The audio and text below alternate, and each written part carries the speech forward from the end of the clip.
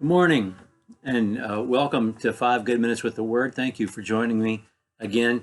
I know I told you yesterday that we would be talking about Acts today, but I misspoke. We're going to be talking about John's Gospel for the next 2 days, and then we'll start a 2-day study of the book of Acts on Friday, and that will conclude our week together. But thank you for joining me today. I want to take just a moment to introduce you to the Bible that I've been using. It's a treasure to me, very special. It's an old New American Standard Testament, but it belonged to my grandfather, John Browning, and he kept it in his car, and he studied it on his lunch break and used it to study with a lot of other people over the years as he worked with American Electric Power, and he's right there. Anyway, John's Gospel. I want to begin talking about John's Gospel by looking at First John, something that he wrote at about the same time that he wrote his gospel. This would be the end of the first century. And let's not forget, John is writing as an old man, perhaps the last surviving eyewitness to the events that he records in the gospel, and he knows that. That's why he talks to the little children when he's talking to the rest of us disciples as we are his readers. He writes in 1 John chapter 1, verse 1, what was from the beginning, what we have heard, what we've seen with our own eyes, what we beheld, what our hands handled concerning the word of life.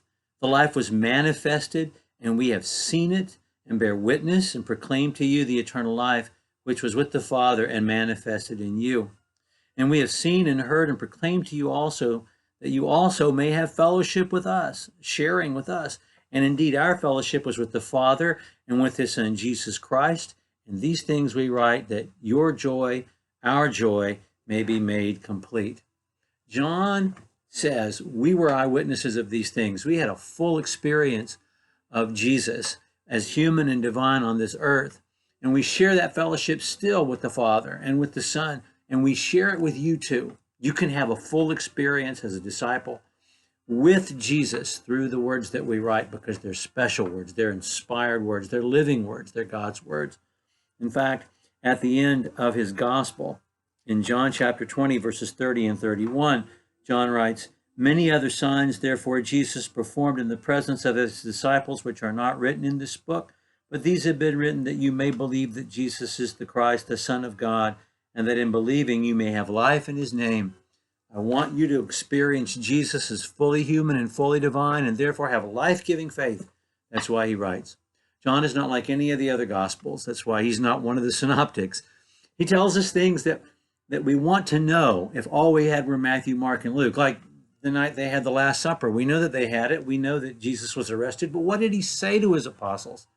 John gives us 5 chapters, chapters 13 through 17, of what Jesus said to them on that last night. John remembers clearly. Those words are emblazoned in his memory. And the prayer that Jesus offered on that night is given to us in its entirety, and it includes us. Read chapter 17, because he prays for you too.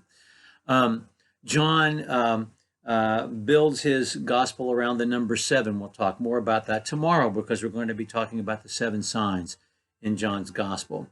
I appreciate John's gospel because he really introduces us to the women disciples in the way that the other gospel writers do not. We know more about his mother. We know more about Mary and Martha and Bethany and Mary Magdalene in John's gospel than we know about them from the other gospels combined.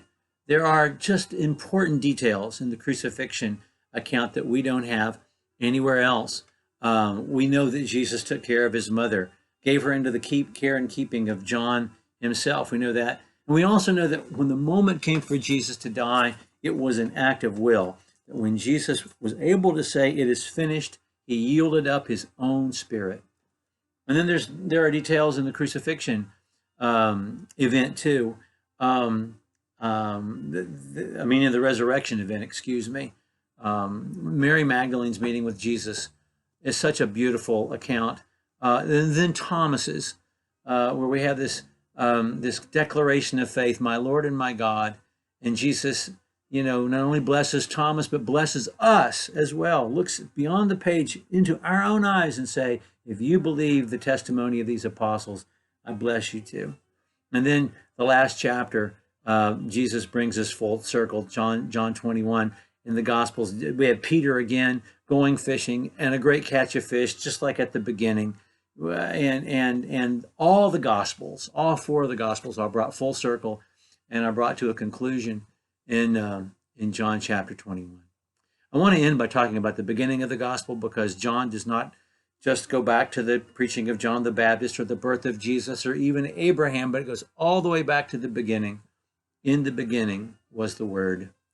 John puts Jesus in cosmological, theological context and gives us an experience of him as fully human and fully divine. And we are blessed by believing this when we read John's Gospel. We'll talk about the sevens tomorrow.